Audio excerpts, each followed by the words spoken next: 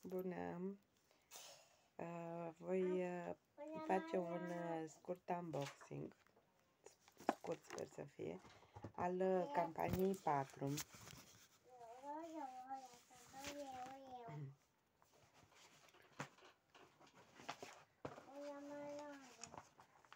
Așa arată catalogul de pe care eu am plasat comanda. El a început pe 8 martie și se va termina pe 28 martie. Da, poate în ideea cea mai mică vă voi inspira cu comanda mea sau chiar de nu, voi încă mai puteți plasa comandă până la data respectivă, doar că mă rog să prindeți toate ofertele în stoc. Voi începe cu parfumuri. În această campanie eu am dat 3 comenzi. Am dat 2 comenzi în prima zi a campaniei. A fost o foarte mare ofertă la parfumuri, o reducere de 60% la majoritatea parfumurilor. Și având și fete care doreau anumite parfumuri și eu mi-am refăcut puțin stocul, vă voi arăta repede ce am luat. Voi începe cu Divine exclusiv, o apă de parfum fructată ciprată. E o apă superbă de toaletă, miroase foarte bine. Eu am luat-o în acea zi cu 80 de lei bucata.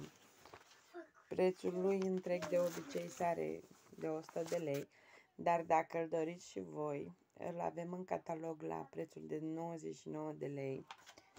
Să știți că e un parfum foarte bun, cu o concentrație mare, destul de ridicată de parfum și persistent. Trebuia să-mi iau și eu, nu? Mi-am recumpărat Giordani Gold Essența Blossom. Sebi, un pic mai încet. Sebi. Mi-am recumpărat Giordani Gold Essența Blossom. Am unul, dar la un preț de 80 de lei cu cât l-am luat, mi s-a părut foarte super la acest preț. Și nu puteam să ratez această ofertă fără să-mi refac și eu stocul. Am un Amber Elixir Mystery, care și acesta miroase foarte bine. Îl vrea sora mea pe acesta, el a fost la 51 de lei. Avem și un Eclat Femme Weekend, o apă de toaletă, să știți, eu o folosesc în general vara. Mă scuzați. E foarte florală, fresh, plăcută, persistentă, deci nu subestimați aceste parfumuri. Eu acum am luat-o cu 50 de lei, cred, dar având unul deja plin, nu l-am folosit, doar ce l-am desfăcut, mi-am luat și al doilea, pentru că îmi place acest parfum, chiar îmi place. Am cumpărat soțului meu apa de parfum Possessed The Secret Man. Ea a fost la 70 de lei, dacă nu mă înșel, 69 de lei, ceva de genul.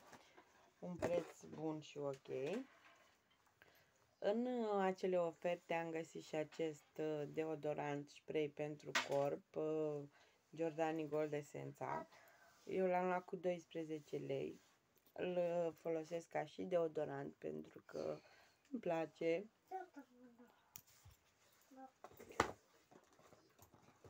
În acea comandă, în prima comandă, am primit și din cadoul de loialitate, de frumusețe plus, mă scuzați, am primit apa de toaletă Dare to Shine și o mascara 5 in 1 Wonderlash. Ce să vă spun de acest Dare to Shine? Eu am avut această apă de toaletă, mi-a plăcut, foarte plăcută, foarte ok, sincer. Am înlocuit taxa de transport cu organizatorul de cosmetice. Nu mi-a plăcut de cum l-am văzut în ofertă. Uitați-l, așa arată el. Al meu încă are folia pe el. Nu l-am desfăcut. Dar mi-a plăcut.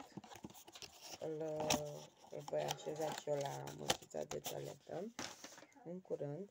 Mai am aici încă două, pentru că am avut 3 comenzi și toate taxele de transport le-am înlocuit cu acestea, pentru că mi se par practice, utile și, sincer să vă spun, mi se pare și un cadou drăguț cuiva apropiat, drag. Da, de ce nu? Să mergem mai departe la următor colet care l-am primit astăzi. Mi-am comandat gelul de duș care s-a lansat în campania trecută. Am uitat să-l iau atunci și acum nu l-am mai ratat. Nu pot desface. Vreau să văd cum miroase. Gata, am rezolvat. Splendid Bouquet. El este cu 12 lei sau ceva de genul. Miroase primăvară. Miroase frumoasă, curată, proaspăt, îmi place. El este cu 12 lei, 99 cred. Bineînțeles că la capitolul gelul de duș noi nu le ratăm. Gelul de duș, parfumuri, cam pe asta ne axăm noi la Oriflame. Noi la noi în casă. Ei, ce faci cu țigările alea? Nu, Sebi, nu ai voie. Am cumpărat și un gel de duș de la Sense and Moments, Ocean Divine, tot la 12 lei 99.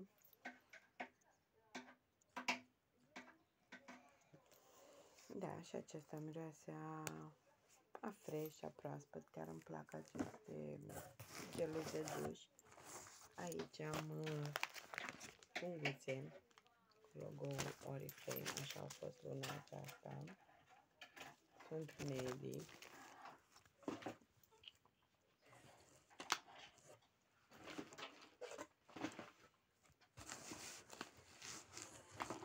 Am avut pe comandă o mască de mâini de la Swedish Spa. Aceasta a fost la 11 lei. Și pentru mască se va primi Monstra de cremă de zi SPF30 de la Novage Skin Relief și o moscă de la All or Nothing de parfum.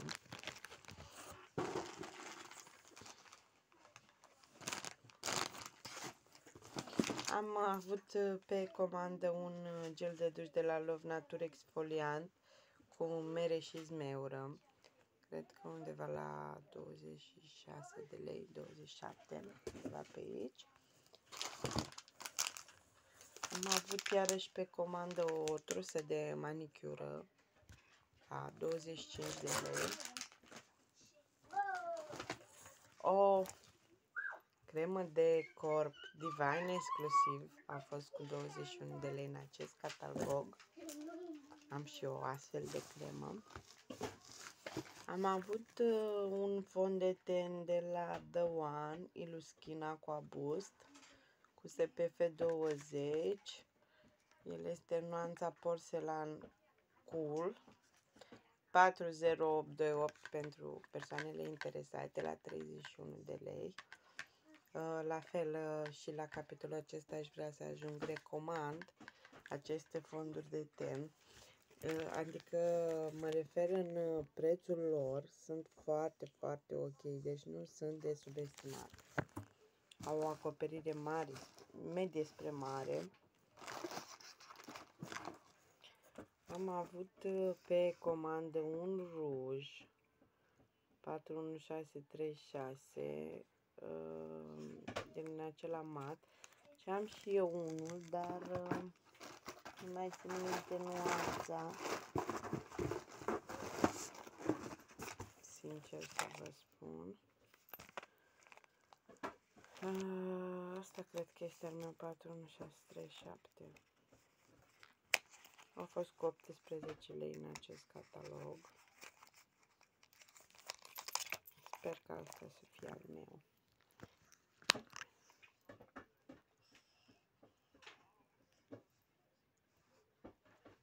Miroase bine, nu știu dacă e acesta al meu. Acesta e un dar e foarte frumos. Trebuie și la acesta altul.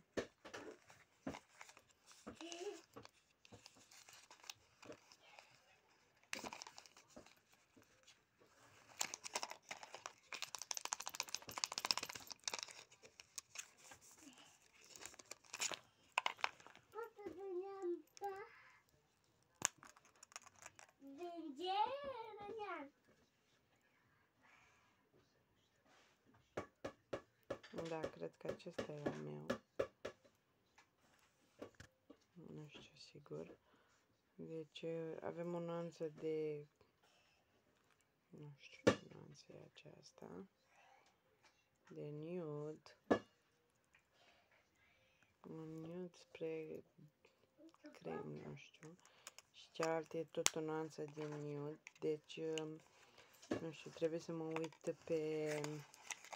pe carnețelul unde am comanda, că nu vreau să greșesc, să le inversez.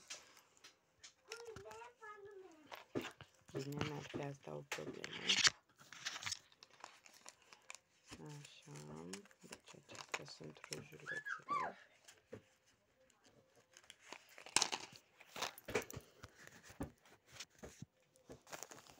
Am aici un balsam de buze cu SPF 25.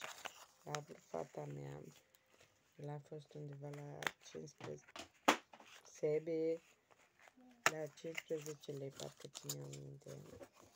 Sper să nu stau prost cu memoria. El are nuanța de roz, pink. Și miroase bine. Am o problemă, miros chiar și rujurile. Rujurile, balsamurile, strugurelele, cum vreți să vă spuneți. Este un balsam foarte hidratant. Eu am mai avut astfel de balsam. Și acum a vrut și ea.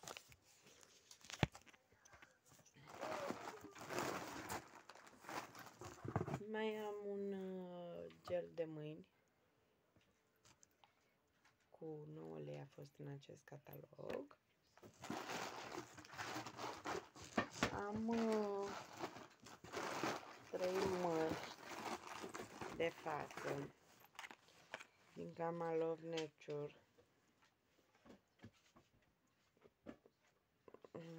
Da, una este cu zmeură și mere, una cu orez organic și ceai alb, iar cealaltă este cu portocale și fig.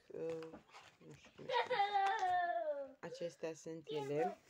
Ele erau, aveam o ofertă, dacă luam două, le luam cu 6,99 lei, iar dacă luam doar una, cred că era 8,99 lei sau invers, să nu mă contrazic. Iar aici am niște bureți de baie, aceia negri din catalog.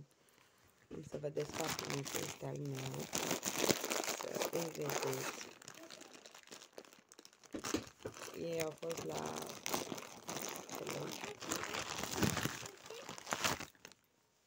Așa arată ei.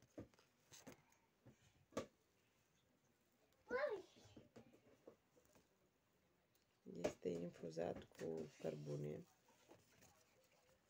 Așa spun ei, așa promit ei. Vom vedea. Da. Deci am avut 4 pe comandă. Cam aceasta a fost comanda mea.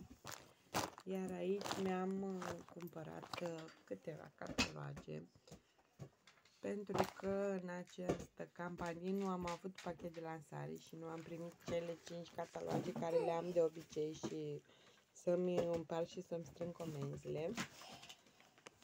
Cam asta a fost comanda mea. Sper să vă fi plăcut. Dacă v-a plăcut, aștept un like din partea voastră și un subscribe dacă vreți, de ce nu. Vă doresc o zi minunată și ce vreți voi să fie de partea voastră. Vă pup!